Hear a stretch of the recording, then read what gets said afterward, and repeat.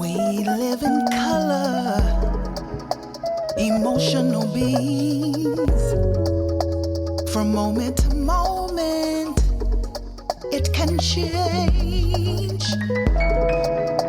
So, a lot of research is done in goal setting, which setting goals is extremely important. But in order to actually obtain the goal, you have to have a plan. Mhm. And so, a lot of times, if you ask someone, hey, what is your goal? For instance, because we're at the time of year where everyone is setting goals, hopefully for 2026 or even beyond. So, if you ask someone, what are your goals for 2026? They may say, oh, I have a goal that I'm going to do X, whatever X may be. If you ask them, how do you plan to obtain that? Mhm. They go blank. it's, it's almost like, Mhm. oh, I have this goal, but I have not set a plan in place of how I am going to obtain that goal. And that's a mindset you're never going to leave the station. Your train will always be sitting at the station because you have to have a plan. That's a very powerful thing in order for you to implement the plan to reach a goal. Mhm. And it's amazing that so many people have these phenomenal ideas, for example, that go along with their plans. And they're great. They're an idea fountain of ideas. But unless they become organized and figure out exactly how they're going to set those in motion, the ideas never go any further. Most definitely. Most definitely. Because and I don't want to, I don't want to give the impression that goal setting is not important. Goal setting is extremely important. And studies show how important goal setting is. You need to set specific, challenging, something that's going to challenge you, not be too hard, not be unrealistic, right? But challenging and measurable goals. And of course, in studies, it shows that yields higher performances, stronger performance outcomes. You don't want your goal to be vague.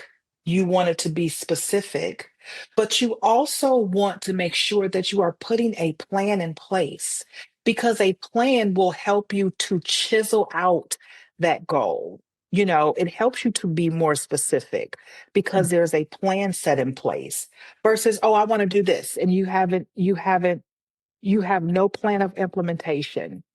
That is not really truly a goal. That's just kind of you saying something that you want to do. True goals have a plan of implementation so that you can actually reach them. Mhm. And sometimes I've noticed with students, for example, when you're talking to them about their future, for example, they seem as though they feel that if they set a goal, that they can't change it. That if they change their mind, it's a weakness that they don't know what they're doing. And Hmm. that's one of the things that seems to be a recurring theme. And I don't think it's just student oriented. I think Hmm. it goes beyond that for people who are entrepreneurs that would really like to start a business, but that business plan that Hmm. everybody needs is so intimidating that Hmm. it stops them in their tracks and they never really get off the ground. Yes. Well, first of all, I think it's this false sense of perfection that we have in society Yeah. that I have to know all things. I have to be able to do all things. It's this weird uh, uh, uh, false perception. And to me, that's very plastic. That's just not. That's not possible for you to know all things and be able to do all things at all times. And even, a person that has a certain level of expertise, if I ask someone a question and I need for you to be humble enough to say, I don't know. Mhm.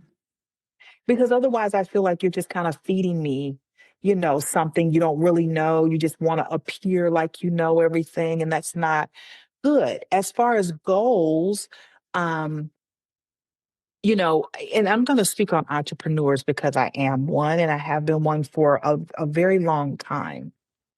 It's almost like people are scared to, um, I don't want to say make a mistake. I'm sorry, but entrepreneurship is something that you roll with the punches. And if something doesn't work, that's okay. I don't like the word this failed. I don't like that. As long as you moved in integrity and you had a plan and you weren't so rigid that you saw something coming and you wouldn't make adjustments, as long as you were moving integrally and ethically, if something doesn't work the way that you thought it would, it's okay to shift. It's okay to go, okay, that idea didn't work. Let me try something else. And I think in order to be a successful entrepreneur, you have to have that chip in you. Otherwise, you're not going to figure out what works. You know, you have a plan, you move along the confines of that plan Mhm. until something doesn't go right. And then you go, okay, new plan needed. That didn't go the way that I thought it would. And so, even within your plan, having some level of fluidity and not being so rigid where you can't think outside of the box, Mhm. you know? Um, and a lot of that comes down to being flexible, you Mhm. know. Um, Sometimes a person will have a plan and they're so rigid and one track minded. That works in some instances, and in some instances, it just does not work. You know, you brought up students, and, when I first started undergrad, I initially started undergrad as a marketing major. Could you see me in, in marketing? No. No. Um, Mhm. I started off as a marketing major and I took a class. I was already a singer. I started singing really young. I took a class called Class Voice, and it literally changed my life. I was like, I'm changing my major. And um, the professor that taught, now remember my plan, I started off as a marketing major, and the professor that taught Class Voice, you know, she said, "Well," I said, "I want to change my major and I want you to be my voice professor." And she goes, "Oh, I would love to. The only thing is my roster is full." She said, "But I think you would be an incredible addition to the Peck School of Arts, right?" And I go, "I won't do it unless you can be my professor." And she was like, "What?" She said, "But my roster is full." And I was like, "Nope, I won't do it. I need for you to I need for you to be my professor." And literally, they moved some students around so she could be my professor. That next semester, I started as her voice student. Well, I Mhm. said all of that to say I had a plan in place, but there was something that was a better fit Mhm. for me. And you can't be scared. Now, once I got on that plan, that was locked in and that was it. But you can't be afraid to um, afraid to apply what you have planned out and have a certain level of fluidity and think out of the box with it, because you don't want to be locked in either. Mhm. And I always find it interesting that sometimes when an opportunity presents itself, uh, so many people, whether they're students or whether they're already professionals in their own field, hesitate And it's almost as if you can see they are functioning from a position of fear. That Hmm. never works. I'm not saying, risk taking is always advantageous, but Hmm. sometimes you do have to take a certain level, let me call it logical risk. Hmm. Sure. Not that you're going to throw everything out the window that you've Hmm. already accomplished, Sure. but that's one of the reasons why that idea of nurturing your niche Hmm. originated, was because how can we look at this and this that seemingly do not go together at all Hmm. and see if Yes. we can find that common ground that Hmm. where they will work. Not that we're going to force them to work, because that can really be counterproductive. Most definitely. Most definitely. And that's where that's where sitting down and saying, okay, this was my plan, right? I'm moving along with the plan. There's a shift that needs to happen. Let me sit down and logically think out a new plan, a Mhm. specific and measure. See that if you always apply that formula, Mhm. specific and measurable, right? Something now, it would have been ridiculous if I would have said, I think I want to go into engineering. First of all, I can barely do 2 plus 2. I mean, that's engineering. Algebraic equations, trigonometry, anything above, you know, everybody. And it's so funny. Everybody always goes, "Oh, you're in music. You must be really good at music." I have no idea who told people that. I'm good at basic mathematics. If you get to algebraic equations and trigonometry and calculus and all of these high level equations, well, I'm not good with that. So Mhm. if I would have said to my counselor, I don't want to be a marketing major anymore. I think I want to be an engineering major. She would have probably looked at my mathematics grades and said, that's a good route logically for you to take. So the new plan, the new goal was not to be a marketing major anymore, but to be a music major. It was within my set of the set of skills that I already had. It was something that I was already passionate about. It was already something that I had a certain level of knowledge about. It was actually um the more present path. It Mhm. was the more appropriate path for me. So, but that was a new goal that I had to sit down and be specific about the goal. I was a music ed major, be specific about what I wanted to do, measuring if this is going to work for me. Is this a logical choice? And so to be fluid is one thing, but you also have to recalculate that new goal and figure out what that new plan looks like. Mhm. And sometimes what also amazes me is that people are looking at a career or a profession. This is what they're thinking of doing for the rest of their life. But yet, they are not willing to sit down for a certain amount of time to be able to, plan those goals out, Definitely. to at least, even if they're not great, they don't want to sit at the computer, they don't want to sit with a pen and paper. Perhaps Hmm. sitting down with someone, like a teacher, a parent, a coworker, friend, whatever, Hmm. brainstorm. Hmm. Let's put those ideas out there, jot Hmm. down some notes. That's far different. Jotting a few notes doesn't seem to be is as intimidating as asking somebody to come actually sit down with a blank piece of paper and write all these things down. Right, right. Most definitely. Most definitely. I think we overcomplicate things. Mhm. I think we overcomplicate things.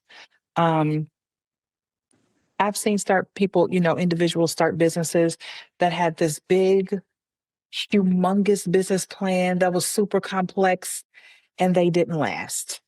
I Mhm. have seen people who got some cards printed up and had a plan written down in a Mhm. notebook and they were in business for decades. And so don't overcomplicate your planning.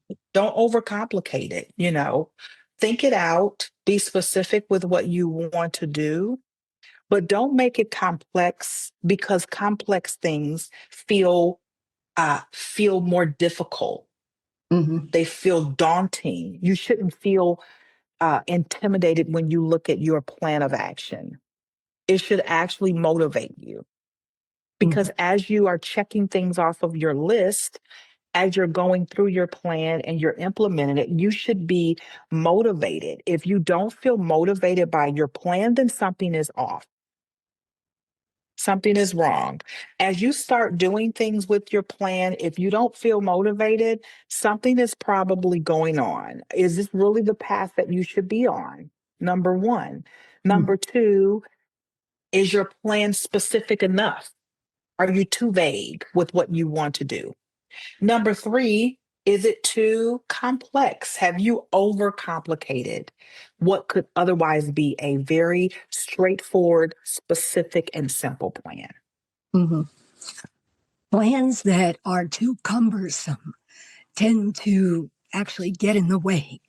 I've Mhm, seen people who get so wrapped up because they read somewhere that a business plan should be X number of pages and mhm, should include these items according to this template.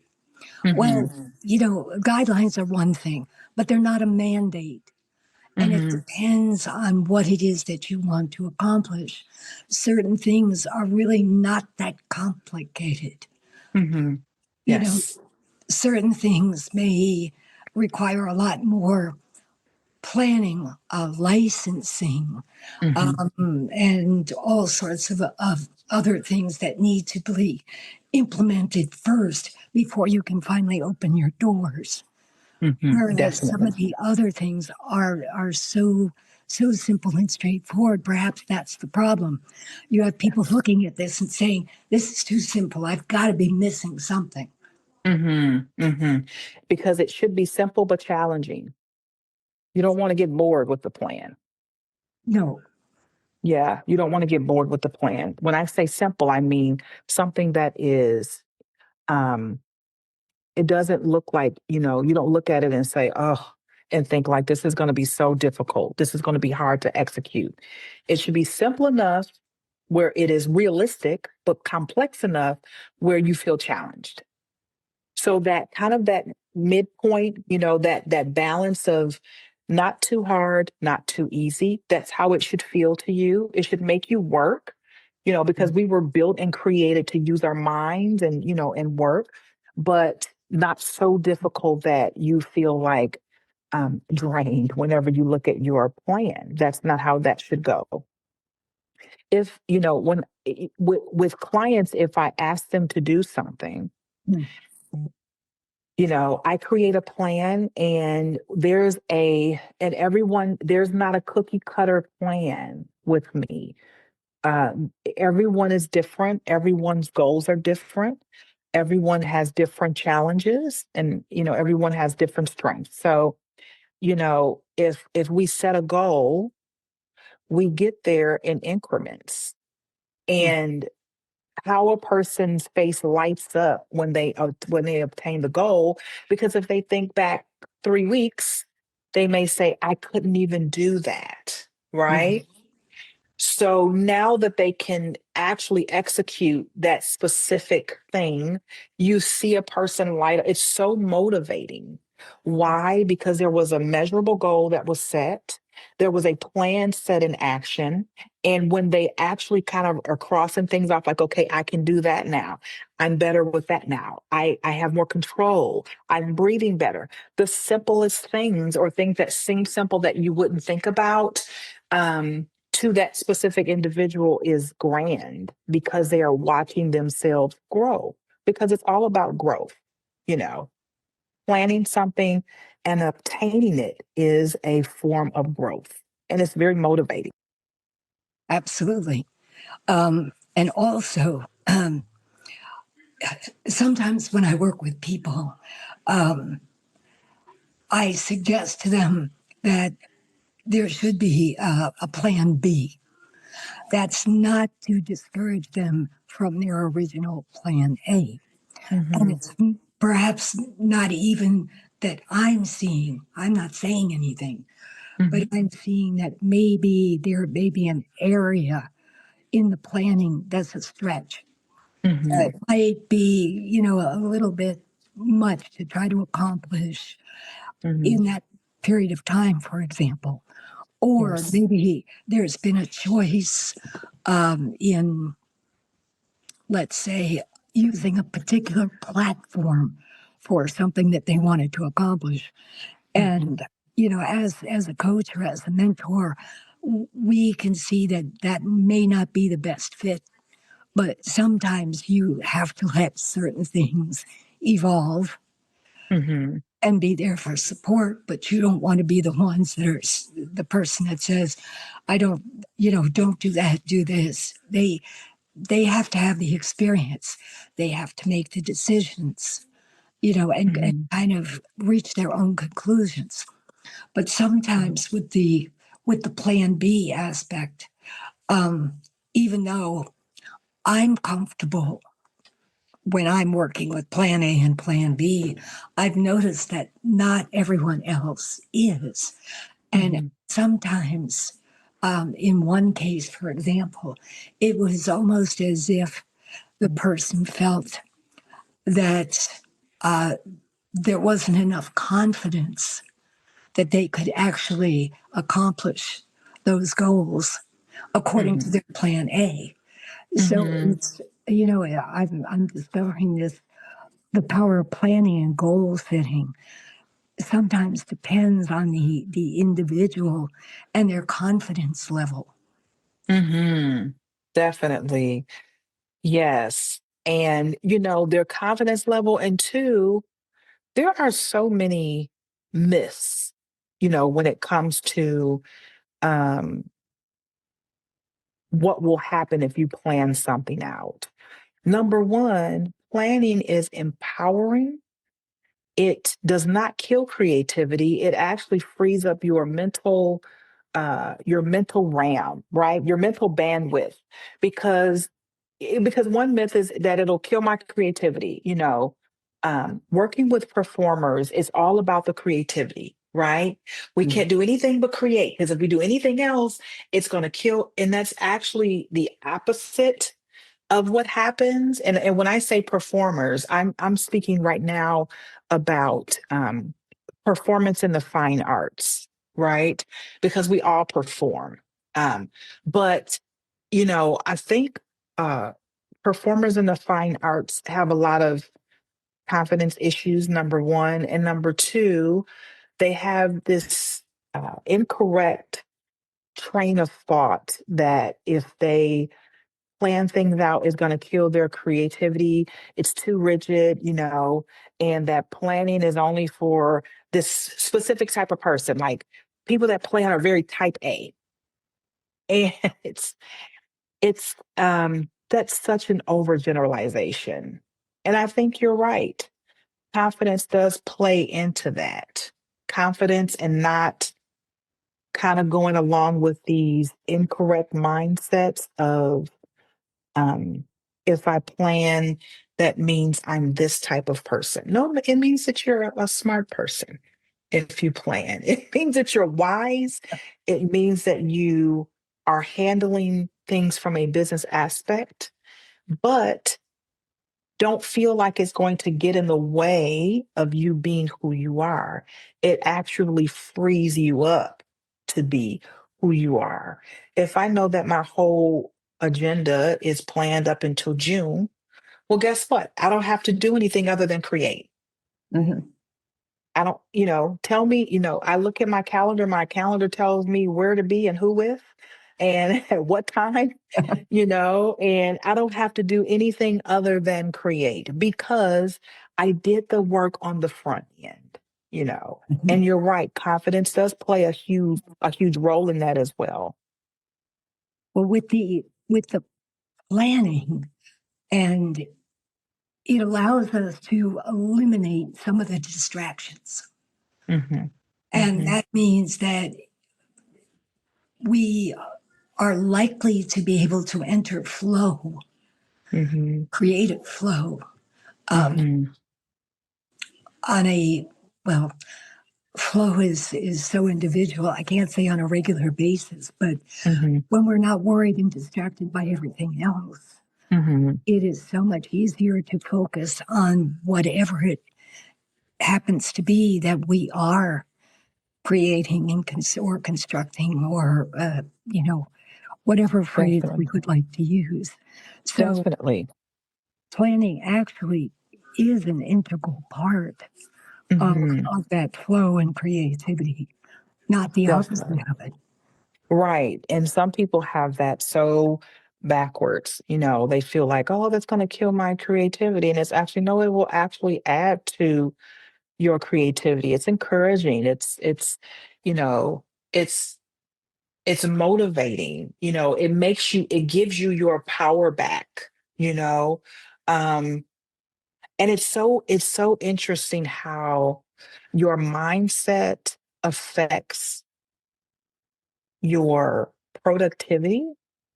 Mhm. You know, um, people laugh because I say, I don't know. I have to ask my calendar. When they ask me to do when they ask me to do things, I go, oh, I don't know. I have to talk to A, my husband, B, my calendar. I don't know. I can't give you an answer yet. And to some people, they view that as chains, right? Oh, you're chained to your calendar. You got to pencil everything in. And it's like, no, because if you look at that it depends on how you view it. If you look at that on a micro level, from day to day, I feel empowered because I already know what I'm doing. Mhm. It gives me structure, it gives me organization. And I'm not so rigid. If I need to move something around, I just simply move it around. Of course, life happens, Oh, yeah. right? But on a normal everyday basis, I can just move things around when I need to, but I do have a plan. And that makes me feel more productive. It gives me peace of mind because I know that everything will get done. If I say from this time to this time, I'm going to work on this task. Once that is over, okay, I'm going to put that away and I'm going to move to this task. That keeps everything flowing and productive and nice and planned out. Mhm. And it makes, well, at least in my life and in the lives of my clients as well, what it does is it gives you a sense of peace because you know that everything will be addressed versus you just kind of willy-nilly out here. What are you doing today? Oh, I don't know. Unless you're on vacation, then that's another conversation.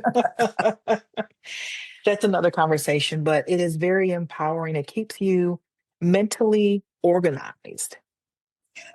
And lists. It's not just my calendar, but it's Mhm. writing lists, because Yes.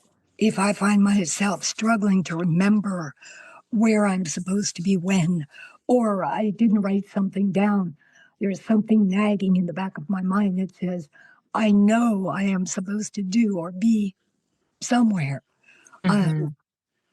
Wednesday, but I can't remember what it is. And then I'm scrambling, going through texts, going through emails.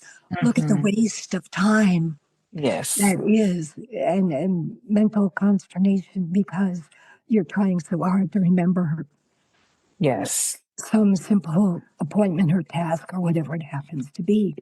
Yes. And for us older individuals, I'm going to tell the younger people, get used to planning now because once you get older, there's really no choice because you literally will forget everything that you were supposed to do. So get into that habit now because it'll grow with you. And so when you get to up in age, you won't have to do things like, wait, I walked into the grocery store. I knew there was something I came in here for. I just don't know what it is. I Most could just definitely. I could do that walking into the kitchen when I'm distracted because I'm writing something, or I'm involved in a project and my Yes. mind is on it. So, Yes. but I'm still trying to function around the house. So I'll walk out in Yes. the kitchen. I'm standing out there. What did I come here What for? did I come out here for? Or where did I put whatever it was? Exactly. Exactly. So, I have a low jack on the cat. oh, I kid yes. you not. We actually put an air tag on the Sphinx because I we don't blame keep you. losing him. Yes. I don't blame you. I literally have lists for everything. And I tell people, if you did not see me write something or pick up my phone and put it in my calendar, this conversation literally did not happen. Okay. So just know that is something that is imperative, you know, because my mind is in 700 places at all times, so that is a must that, it's written down, like you said. It has to be in my calendar or it has to be on a list. I have a to-do list, little sticky tab on my computer that is my best friend, because it keeps me nice and organized. But, everything is done that way. Mhm. If I don't do that, everything won't get done, and that's deflating. It's really motivating to watch yourself, kind of uh, um, advance through a plan or advance through a list. It feels great, especially when you get to the bottom of that list. So, That's that sense of accomplishment. And, yes. the opposite is true if something is forgotten, Hmm. pardon me, and you have to backtrack. Hmm. Then you've got two things scheduled, something has to be rescheduled. I mean, Yes. think about, how unproductive something like that is, where you're actually not making progress. You're going in the opposite direction. Yes. And that's deflating. Yes. That's very deflating. So, planning is a mindset. Plan with intention. Make sure that you are moving forward according to your plan. If you need to, but be fluid. If you need to change some things, if there's a better path, have the confidence and motivation to do that. If there's a better path for you, but whatever you decide to do, make sure that you have a plan in place. It's empowering, it is motivating, and it is proven to increase productivity. We live in color, emotional beings. From moment to moment, it can change.